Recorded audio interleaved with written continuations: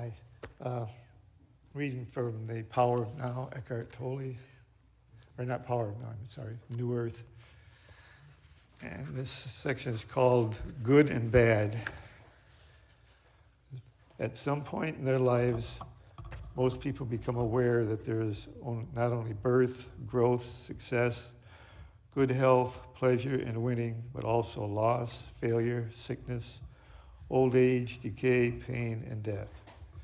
Conventionally, these are labeled,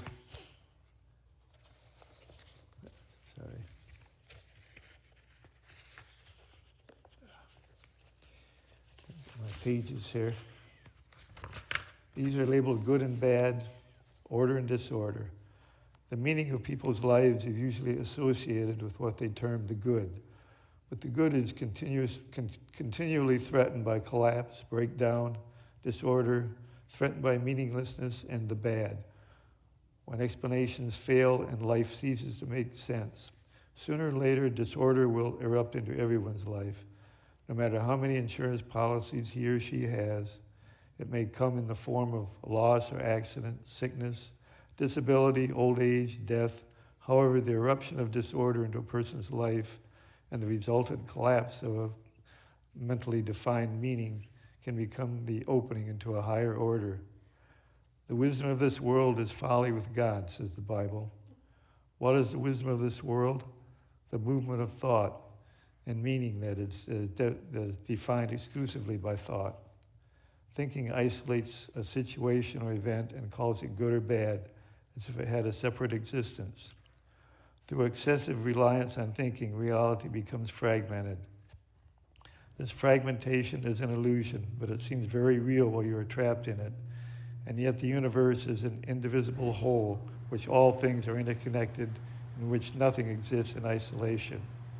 The deeper interconnectedness of all things and events implies that the mental labels of good and bad are ultimately illusory. They always imply a limited perspective, and so are true only relatively and temporarily. This is illustrated in the story of a wise man who won an expensive car in a lottery. His family and friends were very happy for him and came to celebrate. "Isn't it great?" they said. "You were so lucky." The man smiled and said, "Maybe." For a few weeks he enjoyed driving the car. Then one day a drunken driver crashed into his new car at an intersection, and he ended up in the hospital with multiple injuries. His family and friends came to see him and said, "That was really unfortunate." Again the man smiled and said, "Maybe." While he was still in the hospital one night, there was a landslide, and his house fell into the sea. Again, his friends came the next day and said, "Weren't you lucky to have been here in the hospital?" Again, he said, "Maybe." The wise man's maybe signifies the refusal to judge anything that happens. Instead of judging what is, he accepts it and so enters into conscious alignment with the higher order. He knows that often it is impossible for the mind to understand what place or purpose a seemingly random event has in the tapestry of the whole. But there are no random events, nor are there events or things that exist by and for themselves in isolation. The atoms that make up your body were once forged inside stars, and the causes of even the smallest event are virtually infinite and connected with the whole in incomprehensible ways. If you wanted to trace the cause of any event, you would have to go back all the way to the beginning of creation.